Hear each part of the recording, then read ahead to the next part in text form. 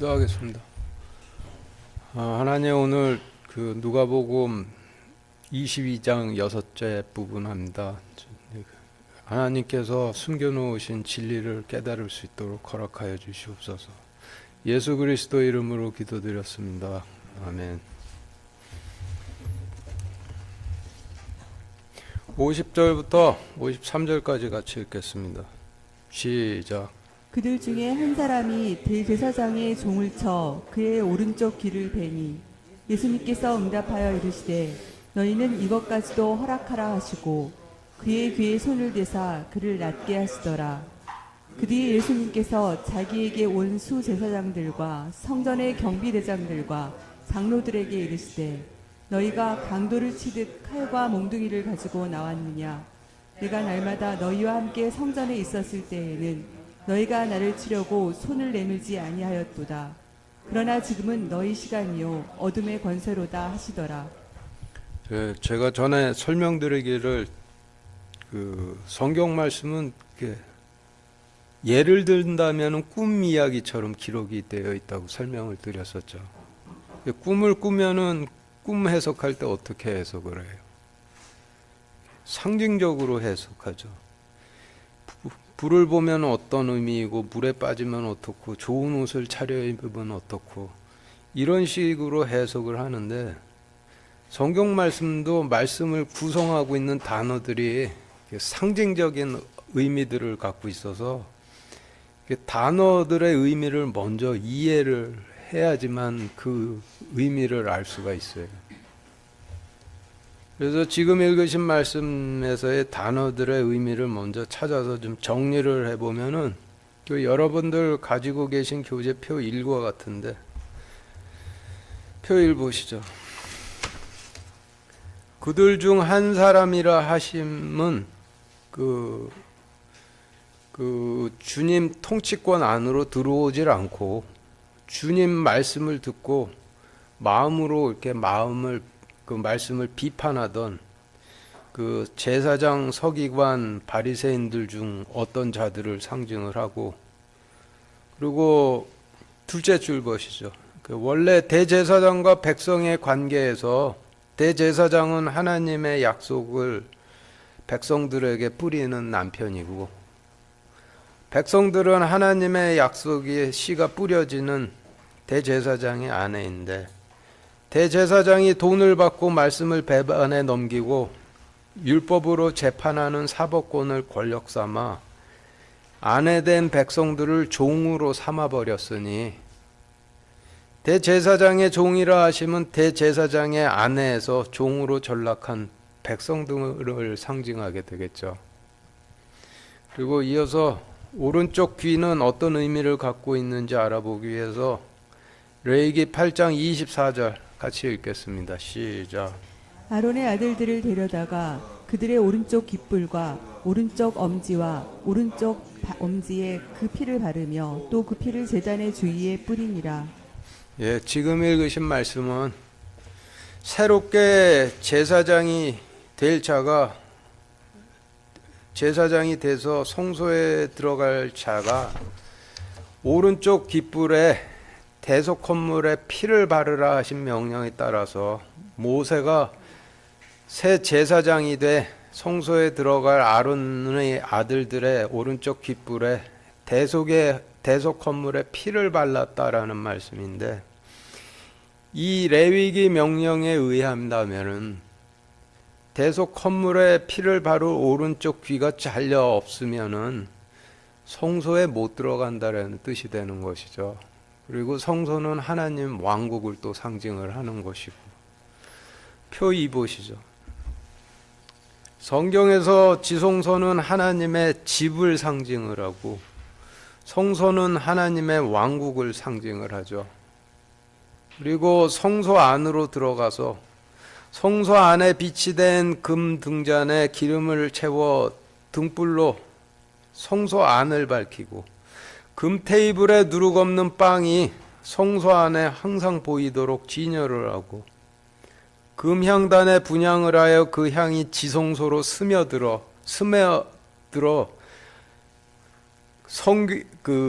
긍휼의 보좌에 이르도록 하는 일을 하는 제사장은 하나님 왕국 안에서 자신의 하나님 계명에 충성심을 붓고 그 빛으로 하나님 왕국 안을 밝히고, 거짓이 들어가지 않은 말씀이 하나님 왕국 안에서 항상 들리도록 하고, 제단으로 나아가 기도함으로 그 기도가 하나님 보좌에 이르도록 하는 일을 하나님 왕국의 백성들을 상징을 해요. 그리고 대속 헌물의 피는 하나님 용서의 약속을 상징하니 제사장이 되어 성소로 들어가기 위해 대속 헌물에 피를 바르는 오른쪽 귀라 하심은 하나님 왕국의 백성이 돼서 하나님 왕국으로 들어가기 위해 용서의 약속을 듣고 깨닫는 귀를 의미하게 되겠죠. 그렇다면은 그런 오른쪽 귀를 잘라버렸다라는 의미는 지팡이를 들고 죄인된 백성들을 용서의 제단으로 이끌어야 할 제사장들이 죄인들은 율법으로 정죄에 파문하고 돌로 쳐 죽이는 것이 하나님의 의라고 백성들에게 전해 백성들이 하나님 용서의 약속을 들을 수 없는 귀머거리를 만들었다라는 의미가 되게 되는 거예요. 그리고 잘려진 귀라 하심은 더 이상 하나님 용서의 약속을 들을 수 없게 되어버린 귀를 의미하고, 손은 하나님 통치 권능을 상징을 하죠.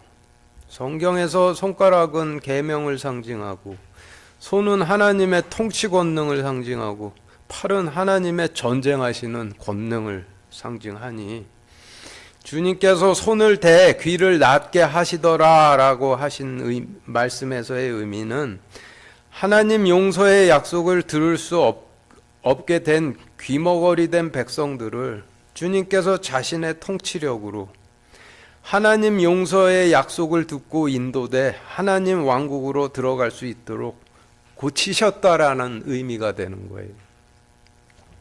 그리고 성경에서 칼과 몽둥이와 채찍은 이방인 왕국의 왕들이 자기 자신의 백성들을 노예로 부려먹고자 위협을 할 때 사용하는 그 통치 권력을 상징을 하는데, 지금도 북한이나 러시아 같은 곳의 통치자들은 자신의 백성들을 노예처럼 부려먹으려고 폭력으로 자신의 백성들을 통치하죠. 그런데 그런 칼과 몽둥이를 이방인들로부터 분리돼서 죄인된 백성들을 하나님의 용서의 제단으로 이끌라는 명령을 받은 제사장들과 레위인들과 장로들이 들고 있다라고 한다라면은 그게 뭐가 어떻게 됐다라는 의미가 되는 거예요. 수제사장, 레위인, 장로들이 하나님께서 죄인된 자신의 백성들을 용서의 제단으로 이끌라 주신 지팡이는 버리고 애굽의 파라오처럼 칼과 몽둥이를 들고 율법으로 재판하는 사법권을 권력 삼아 애굽의 파라오처럼 하나님의 백성들을 노예로 부려먹고 있었다라는 의미가 되는 것이죠. 그리고 53절에서 날마다 너희와 함께라고 말씀을 하셨는데, 여기에서 이 말씀에서 주님께서는 하나님이시니 날마다 라고 하심을 하나님의 스케일로 생각을 해야죠. 그러면 53절에서 날마다라고 하심은 주님께서 초림하셔서 성전에 계셨던 며칠을 의미하고 있는 것이 아니라 주님께서 하나님의 영광으로 계셨던 전 구약시대 기간은 물론 초림의 육신으로 자신의 백성들과 함께 계셨던 기간까지 포함해 전 구약시대의 날마다라는 의미가 되는 거예요. 그리고 주님의 손은 주님께서 자신의 백성들을 통치하시는 통치 권능을 상징을 하니, 지금까지의 어휘에 대한 설명을 47절부터 53절까지의 말씀에 대입해 정리를 해보면 여러분들 가지고 계신 교재표 3과 같은데, 표 3 보시죠. 50절부터 보면은 주님의 통치 안으로 들어오질 않고 주님 주변에 있던 제사장, 서기관, 바리새인들 중 어떤 사람들은 말씀을 배반해 넘긴 대제사장이 노예 삼은 백성들을 율법으로 정죄하고 파문하고 돌로 쳐 하나님 용서의 약속을 더 이상 들을 수 없는 귀머거리들을 만드니, 예수님께서 응답하여 이르시되 너희 중에 죄 없는 자가 먼저 돌로 치라 하시고 종살이하며 하나님 용서의 약속에 귀머거리가 된 백성들의 귀에 자신의 통치 권능을 대사 그들이 하나님 용서의 약속을 듣고 하나님 왕국으로 들어갈 수 있도록 고치시더라. 52절. 그 뒤에 예수님께서 자기에게 온 수제사장들과 레위인들과 장로들에게 이르시되 내가 맡긴 지팡이로 죄인된 백성들을 용서의 제단으로 이끌어야 할 너희가 지팡이는 버리고 이방인 왕국의 통치자들이 백성을 노예로 부려먹기 위해 휘두르는 칼과 몽둥이를 가지고 나왔느냐?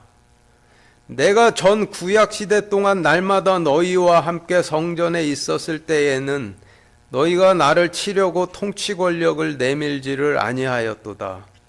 그러나 지금은 너희 시간이요 어둠의 권세로다 하시더라.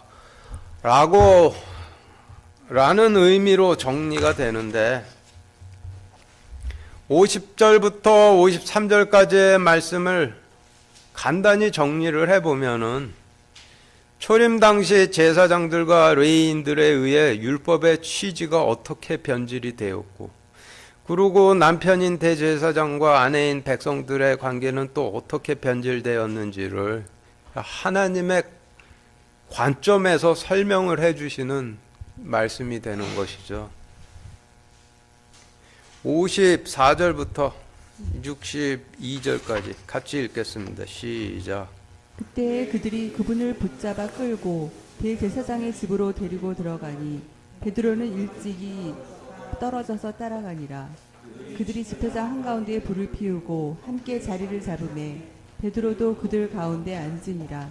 그런데 그가 불 곁에 앉을 때 어떤 하녀가 그를 보고 유심히 그를 바라보며 이르되 이 사람도 그와 함께 있었도다 하거늘 그가 그분을 부인하여 이르되 여자야 나는 그를 알지 못하노라 하니 조금 뒤에 또 다른 사람이 그를 보고 이르되 너도 그들과 한패라 하거늘 베드로가 이르되 사람아 나는 아니다 하더라.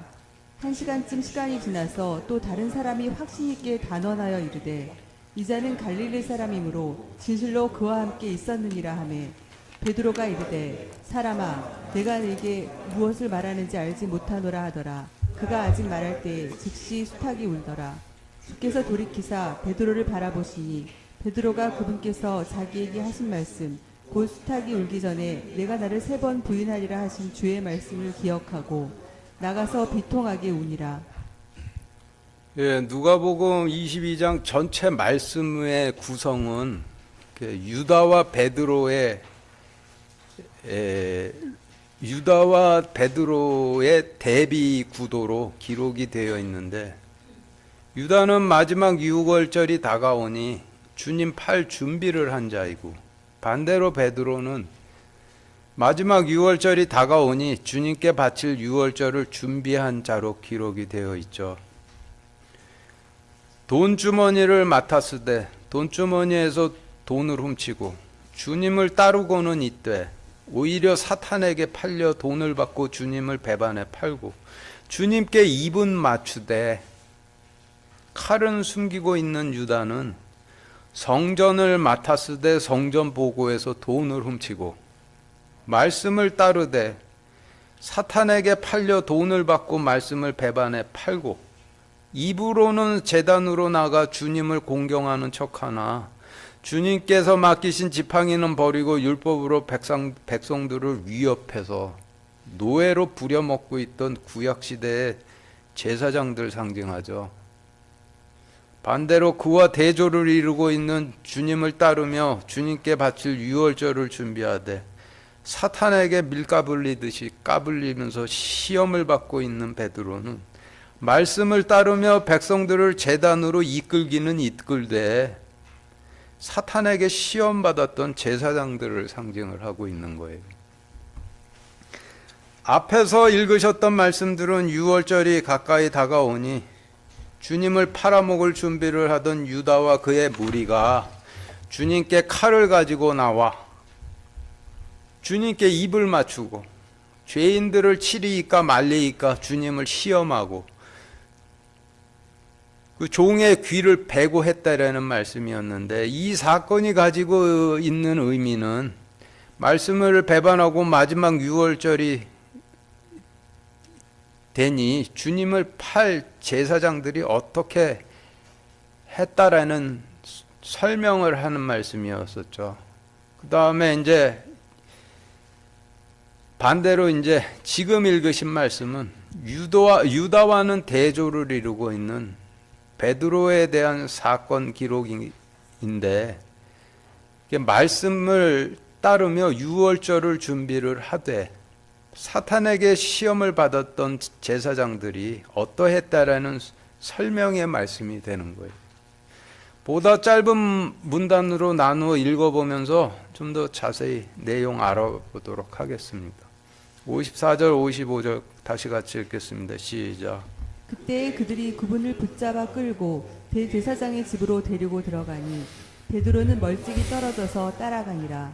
그들이 집회장 한가운데에 불을 피우고 함께 자리를 잡으매 베드로도 그들 가운데 앉으니라. 예, 지금 읽으신 말씀의 어휘를 정리를 해보면 여러분들 가지고 계신 교재의 표 4와 같은데 표 4 보시죠.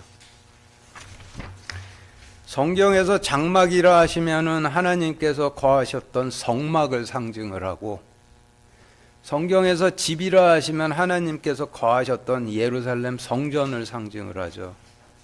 그런데 사탄에게 팔린 대제사장이 성전을 차지하고 성전 꼭대기 자리에 앉아 버렸으니, 주님께서 초림하셨을 때 주님께서 자신의 집이신 예루살렘 성전이 아니라 광야에 계셔야 했었죠.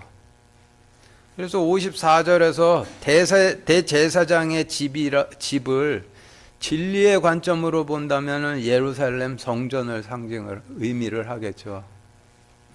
그리고 베드로는 대제사장이신 주님을 따르며 백성들을 제단으로 이끌어 유월절을 준비하되 사탄에게 밀가불리듯이 까불리던 제사장들을 상징을 하고, 그리고 54절에서 주님을 멀찍이 떨어져 따라가니라 라고 하신 말씀은 말씀을 따르며 백성을 제단으로 이끌어 유월절을 준비하던 제사장들이 주님을 따르긴 따르되 티나지 않게 멀찍이 떨어져 거리를 두고 따랐다는 의미인데, 그 이유는 말씀을 배반한 제사장들이 두려워서, 사람이 무서워서 티나지 않게 거리를 두고 따랐다는 의미가 되는 것이죠.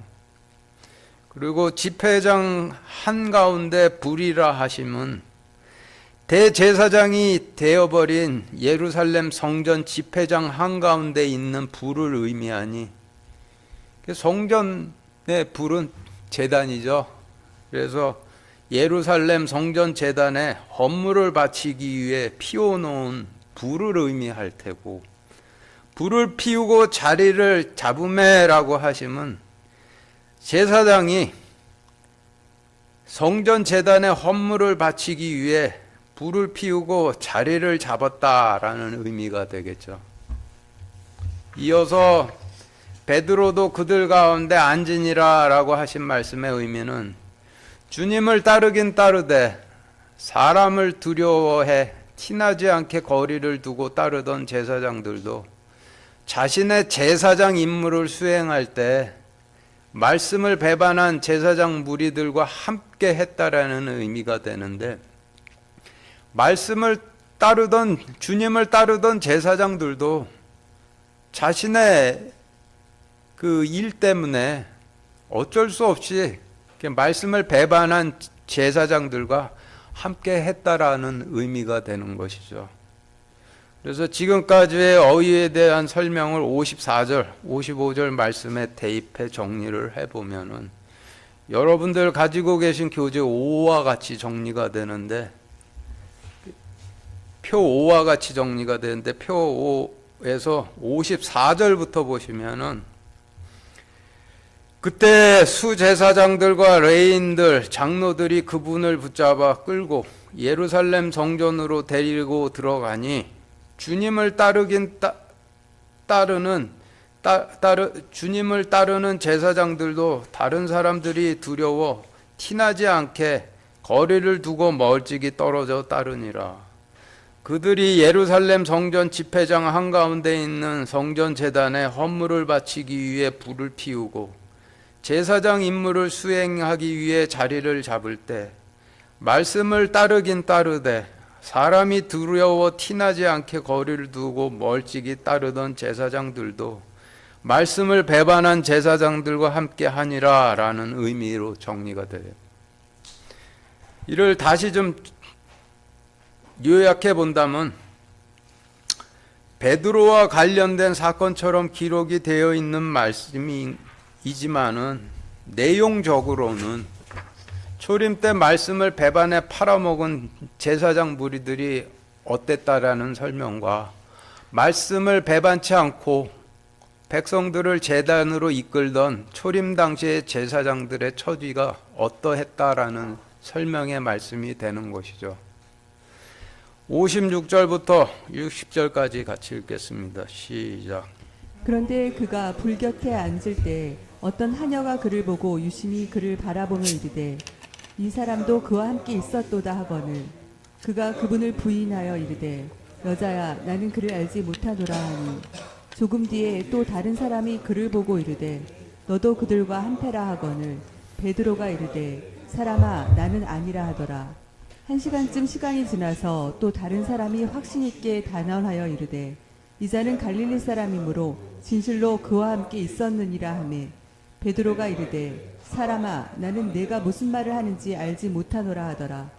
그가 아직 말할 때 즉시 수탉이 울더라. 지금 읽으신 말씀을 간단하게 요약을 해보면은 베드로에게 너는 그의 편이냐 우리 편이냐 윽박지르니 두려움을 느낀 베드로가 나는 그의 편이 아니라 부인했다라는 말씀인데 처음에는 하녀가 와 윽박질렀고 조금 뒤에는 다른 사람이 와 윽박질렀고 1시간쯤 뒤에는 또 다른 남자가 와 윽박질렀다라는 말씀이죠.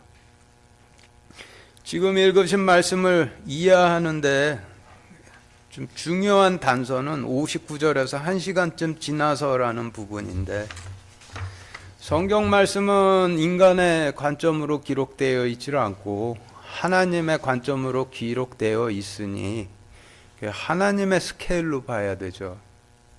그래서 성경에서 1시간이라 하심을 하나님의 스케일로 본다라면은 1시간이 아니라 한 시대를 의미하는데 하나님께서는 전 구약 시대를 세 시대로 나누시죠. 이를 1시간, 2시간, 3시간이라 하시기도 하시고 1경, 2경, 3경이라 하기도 하시고 한때, 두때, 세때라 하기도 하시는데 구약 시대를 세 시대로 나누어 첫 번째 때는 길가에 씨를 뿌리던 시대라 하시고 두 번째 때는 바위에 씨를 뿌리던 시대라 하시고 세 번째는 가시밭에 씨를 뿌리던 시대라 하시죠.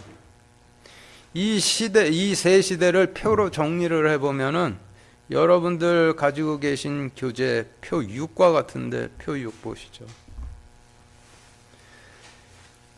구약의 역사에서 첫 번째 때인 첫 번째 시대는 길가에 씨를 뿌리던 시대로 성막 시대를 의미하는데 성막이 이동을 하며 존재를 했었기 때문에 이동을 하며 길가에 씨를 뿌리던 시대라 하시는 것이죠. 성경 말씀으로 찾아보면은 출애굽기에서 사무엘기까지가 성막 시대에 해당이 되는데 이때는 하나님께서 말씀으로 모세나 사무엘 같은 대제사장들에게 임하셨죠. 그래서 그때는 대제사장과 하나님의 말씀이 동일하죠. 이 시대의 가장 큰 특징이라고 하면은 애굽에서 나올 때 파로 같은 인간만을 왕으로 섬기던 노예 성질을 버리지 못하고 나온 대다수의 백성들이 지금의 강성 노조들처럼 우리는 대제사장의 하나님이 싫으니 우리에게 인간인 왕을 달라. 하나님의 대제사장이 없을 때 일반 제사장들을 위협하며 스스로 통치하려고 했던 시대죠. 당시 그 강경파 백성들이 하나님의 제사장이 없을 때 일반 제사장들을 찾아와 너는 우리 편이 아니라 대제사장 편이라 라고 협박을 하면은 하나님의 대제사장을 따르더라도 백성들이 두려운 일반 제사장들은 베드로처럼 나도 그를 알지 못하노라 라고 부인을 해야만 했던 시대예요. 성경에서 길가에 씨를 뿌리던 성막시대에 백성들을 두려워했던 대표적인 제사장이라면은 아론인데, 붉은색 그 볼드체로 밑줄 쳐진 부분 주의하시면서 누가복음 22장 56절 57절, 출애굽기 32장 1절부터 4절까지 이어서 같이 읽겠습니다. 시작. 그런데 그가 불 곁에 앉을 때 어떤 하녀가 그를 보고 유심히 그를 바라보며 이르되 이 사람도 그와 함께 있었도다 하거늘 그가 그분을 부인하여 이르되 여자야 나는 그를 알지 못하노라 하니 모세가 산에서 내려오는 것이 늦어짐에 백성이 그것을 보고 함께 모여 아론에게 가서 그에게 이르되 일어나 우리를 위해 우리 앞에 갈 신들을 만들라.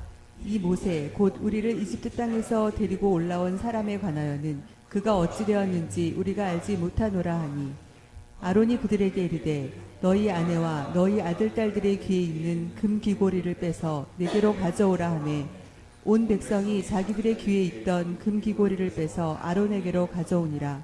그가 그들의 손에서 그것들을 받아 송아지를 부어 만들고 새기는 도구로 그것의 모양을 내매 그들이 이르되 오 이스라엘아 이것들은 너를 이집트 땅에서 데리고 올라온 내 신들이니라 하므로. 아론은 주님의 명령에 따라 모세와 함께 주님의 사자로 애굽에서 유월절에 마지막 유월절을 준비하기 위해 애굽에서 노예 생활을 하던 이스라엘 백성들에게 보내졌던 사자였는데, 지금 읽으신 말씀을 통해 보면은 강경하고 흥분해 있는 백성들이 우리는 대제사장인 그를 알지 못하는데 너는 어느 편이냐 윽박지르니, 백성들을 두려워하던 아론이 나도 그를 알지 못하노라 베드로처럼 부인했다라는 말씀이죠. 베드로가 하녀에게 나는 그를 알지 못하노라 라고 주님을 부인했듯이 아론이 하녀 성질의 백성들에게 나도 대제사장인 모세를 알지 못하노라 라고 부인을 했다라는 말씀인데, 성경에서 첫째 때인 길가에 씨가 뿌려지던 성막시대에는 노예 성질을 갖고 있던 하녀 같은 다수의 백성들이 절대 갑이었고, 소수의 제사장들은 힘없는 을이어서 하녀 같은 강경한 백성들이 흥분해 대제사장을 통해 받는 하나님의 통치가 싫으니 인간인 왕을 통치자로 달라 할 때 그 하나님의 제사장을 따르더라도 백성들을 두려워하던 제사장들은 하나님의 제사장을 부인했다라는 예가 되는 것이죠. 표 6 계속 보시죠. 성경에서 구약시대의 두 번째 때인 두 번째 시대는 바위 위에 씨를 뿌리던 성전시대를 의미하는데, 거대한 돌로 지은 예루살렘 성전을 하나님께서는 바위라 하시죠. 그래서 예루살렘 성전에 씨를 뿌리셨던 시대를 바위 위에 씨를 뿌리던 시대라 하시는데, 성경의 말씀에서 찾아보면 역대기에서 솔로몬이 예루살렘 성전을 건립했을 때로부터 바빌론의 느부갓네살 왕에 의해 그 예루살렘 성전이 완전히 다 파괴되고 불태워지는 역대기 마지막 6장까지가 바위 위에 씨를 뿌리던 시대에 해당이 돼요. 당시에는 하나님께서 말씀으로 엘리야, 엘리사, 이사야, 예레미야 같은 대언자들에게 임하셨었는데, 이 시대의 가장 큰 특징이라면은 백성들이 그토록 요구했던 인간인 왕들이 등장해 백성들을 통치를 했죠.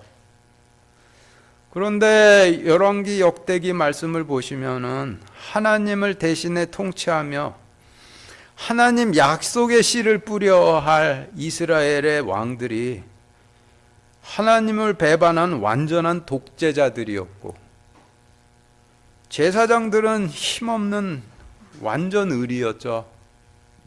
그래서 당시 독재자인 왕들이 제사장들을 가만히 들여다보면서 너는 나의 편이 아니라 대언자의 편이 아니냐 추궁하면은, 하나님의 대언자를 따르더라도 왕을 두려워하던 제사장들은 베드로가 사람아 나는 아니라 라고 부인을 했듯이 왕이여 저는 아닙니다 라고 부인을 하던 시대였죠. 바위 위에 씨를 뿌리던 시대를 대표하는 제사장이라면은 열왕기 시대의 북이스라엘 왕 아합의 청지기 오바댜인데, 성경에서 청지기는 제사장 뜻하죠. 아합의 왕 청지기이지만은 대언자들이 전하던 말씀을 두려워하여 아합이 대언자들을 죽이려 할 때 대언자들을 숨기고 빵과 물을 먹였던 자인데, 그렇지만은 아합 왕 앞에서는 자신이 숨기고 있던 대언자들을 모른다라고 목숨을 부지하기 위해서 부인할 수밖에 없었던 자였죠. 북이스라엘의 아합 왕 때 제사장 오바댜에 대한 말씀이 열왕기상 18절 7절부터 15절까지 같이 읽겠습니다. 시작. 보라, 오바댜가 길에 있을 때에 엘리야가 그를 만나매 오바댜가 그를 알아보고는 얼굴을 대고 엎드려 이르되 당신이 곧 내 주 엘리야이십니까 하니, 그가 대답하되 그러하다. 가서 내 주에게 고하기를 보소서 엘리야가 여기 있나이다 하라 하매, 그가 이르되 내가 무슨 죄를 지었기에 당신이 당신의 종을 아합의 손에 넘겨주어 죽게 하려 하시나이까. 주 당신의 하나님께서 살아계심을 두고 맹세하옵나니 내 주께서 당신을 찾으려고 사람을 보내지 아니한 민족이나 왕국이 없었는데, 그들이 말하기를 엘리야가 거기 없다 하면 그가 그 왕국과 그 민족으로 하여금 당신을 보지 못하였다고 맹세하게 하였나이다. 이제 당신이 이르시되 가서 내 주에게 고하기를 보소서 엘리야가 여기 있나이다 하라 하시나, 내가 당신을 떠나간 뒤에 곧바로 주의 영께서 내가 알지 못하는 곳으로 당신을 데려가시리니, 그런즉 내가 가서 아합에게 고하였다가 그가 당신을 찾지 못하면 나를 죽이리이다. 오직 당신의 종 나는 어려서부터 주를 두려워하나이다. 이세벨이 주의 대언자들을 죽일 때 내가 주의 대언자들 중에서 100명을 취하여 50명씩 그들에게 빵과 물을 먹인 일, 즉 내가 행한 일을 내 주께서 듣지 아니하였나이까. 이제 당신이 이르시되 가서 내 주에게 고하기를 보소서 엘리야가 여기 있나이다 하라 하시나니, 그리하면 그가 나를 죽이리이다 하매, 엘리야가 이르되 내가 서서 섬기는 만군의 주께서 살아계심을 두고 맹세하노니 내가 이날 반드시 나를 아합에게 보이리라 하니라. 지금 읽으신 말씀은 성경에서 두 번째 때라고 하시는 바위 위에 씨를 뿌리던 성전 시대에 대언자들이 전하던 말씀을 따르던 제사장에게 왕이 와 너도 대언자들과 한패라 하면은, 베드로가 사람아 나는 아니라 부인했듯이 대언자들을, 하나님이 두려워 대언자들을 따르지만은 왕도 두려워하던 제사장들이 왕이여 나는 아닙니다라고 부인을 했다라는 예가 되는 말씀이 되는 거죠. 계속 표 6 보시죠. 이어서 성경에서 세 번째 때인 가시밭에 씨를 뿌리던 시대는 율법 시대를 의미하는데, 율법으로 서로 정죄하고 찌르는 때에 씨를 뿌리셨다 하여 가시밭에 씨를 뿌리던 시대라 하시는 것이죠. 성경에서 보면은 바빌론으로 포로로 끌려갔던 남유다 왕국의 백성들이 다시 약속의 땅으로 돌아온 느헤미야서로부터 주님께서 초림하셔서 십자가 제단을 열어주시기 전까지가 가시밭에 씨를 뿌리던 시대에 해당이 되는데, 느헤미야서가 끝이고 바로 그냥 복음서로 이어지죠. 그 사이에 기록이 없죠. 이때는 가시밭에 씨를 뿌리던 시대의 마지막에는 주님께서 직접 오셔서 약속의 씨를 뿌리셨는데, 이 시대의 가장 큰 특징이라면은 말씀을 배반한 대제사장들과 제사장 무리들이 율법으로 재판을 하는 사법권을 권력 삼아 중세 때 교황들처럼 말씀을 따르는 제사장들을 오히려 정죄하고 파문하고 돌로 치며 독재하던 시대여서, 말씀을 배반한 대제사장과 그의 제사장들이 육신으로 임하신 주님을 따르려는 제사장들에게 내가 단언하건대 너는 갈릴리 사람이므로 그와 한패라 추궁하면은, 주님을 따르고 싶어도 파문이 두려우면은 오늘 말씀에서의 베드로처럼 나는 당신이 무슨 말을 하는지 모르겠다라고 부인을 했던 시대가 되는 것이죠. 성경에서 이 시대를 대표하는 제사장이라면 니고데모가 되는데, 니고데모에 관한 말씀인 요한복음 3장 1절 2절 같이 읽겠습니다. 시작. 바리새인 중에 니고데모라는 사람이 있었는데 그는 유대인들의 치리자더라. 그가 밤에 예수님께 나와 그분께 이르되 라삐여, 우리가 당신은 하나님으로부터 오신 선생인 줄 아나이다. 하나님께서 함께하지 아니하시면 당신이 행하시는 이 기적들을 아무도 할 수 없나이다 하매. 니고데모는 백성들에게 니고데모는 바리새인이었고 유대인의 치리자로서 백성들에게 하나님 약속의 씨를 뿌리던 실질적 제사장 임무를 수행하던 자였는데, 그런 거가 주님을 찾아오긴 찾아오되 밤에 찾아왔다고 하니, 그 이유는 다른 제사장들이나 바리새인들에게 너도 그와 한패라 추궁당하다 파문될까 염려해 어둠 속에 숨어서 주님을 찾아왔다라는 말씀이죠. 성경에서 셋째 때인 가시밭에 씨를 뿌리던 율법 시대에는 주님을 따르고자 하던 제사장들이 말씀을 배반하고 넘긴 제사장 무리들이 두려워 이와 같이 부인했다라는 예가 되는 말씀입니다. 다시 이제 오늘 본문 말씀으로 돌아가서 56절 57절 다시 같이 읽겠습니다. 시작. 그런데 그가 불 곁에 앉을 때 어떤 하녀가 그를 보고 유심히 그를 바라보며 이르되 이 사람도 그와 함께 있었도다 하거늘, 그가 그분을 부인하여 이르되 여자야, 나는 그를 알지 못하노라 하니. 지금 읽으신 말씀은 성경에서 첫째 때인 길가에 씨를 뿌리던 시대의 상황을 설명하시는 말씀이 되는데, 여기서 베드로는 성경에서 첫째 때인 길가에 씨를 뿌리던 성막시대에 하나님의 대제사장을 따르던 제사장들을 상징하고, 하녀는 하나님의 약속의 씨가 실으니 인간인 왕의 씨를 뿌려달라던 노예 성질을 갖고 있던 그 강경파 백성들을 상징을 하죠. 그래서 지금 드린 설명을 56절 17절 말씀에 대입해 정리를 해보면은 여러분들 가지고 계신 교재의 표 7과 같이 정리가 되는데, 표 7 보시죠. 56절부터 보시면은 그런데 길가에 씨를 뿌리던 성막 시대에 하나님의 대제사장을 따르던 제사장이 제단에서 섬기려 할 때 하나님의 통치가 싫으니 인간인 왕을 달라는 노예 성질을 가진 강경파 백성들이 제사장들을 보고 유심히 바라보며 이르되 이 제사장도 하나님의 대제사장과 함께하는 자라 하거늘 그가 부인하여 이르되 백성들이여 나는 그를 알지 못하노라 하니 라는 의미로 정리가 되는데 56절 57절 말씀은 성경에서 첫째 때라 하시는 길가에 씨를 뿌리던 성막시대에 대제사장을 통한 하나님의 통치를 원치 않으니 왕을 달라 하던 강경파 백성들이 하나님의 대제사장을 따르던 일반 백성들을 시험할 때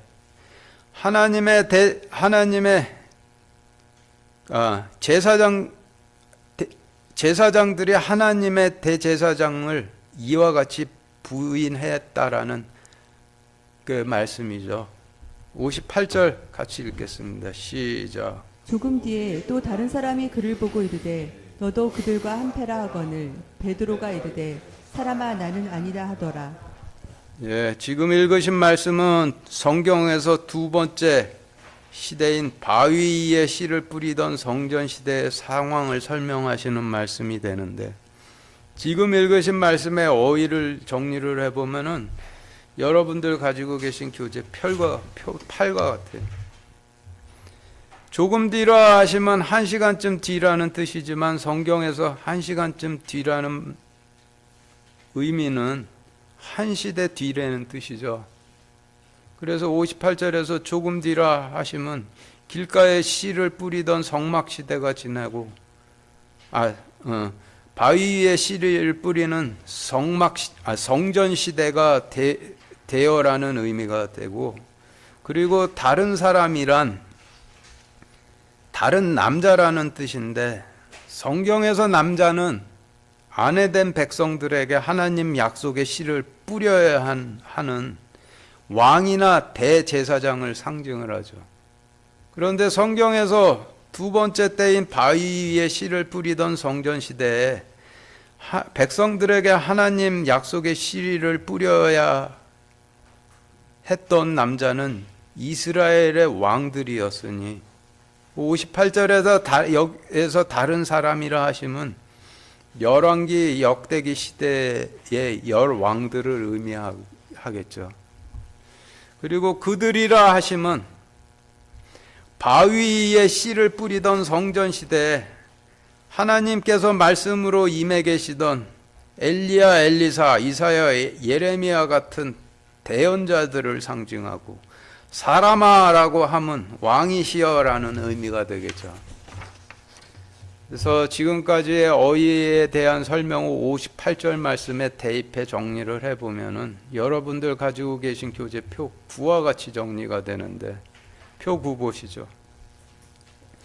길가에 씨를 뿌리던 성막시대 조금 뒤에 바위 위에 씨를 뿌리는 성전시대의 통치자들인 왕들이 와 대언자들을 따르는 제사장들을 보고 이르되 너도 엘리야, 엘리사, 이사야, 예레미야처럼 하나님 말씀을 전하는 대언자들과 한패라 하거늘 말씀을 따르던 오바댜 같은 제사장들이 이르되 왕이여 나는 아니니이다 하더라 라는 의미로 정리가 되죠. 바위 위에 씨를 뿌리던 성전시대의 제사장들이 이스라엘을 통치하던 왕들에게 시험을 당할 때 이와 같이 부인하였다라고 설명하시는 말씀이죠.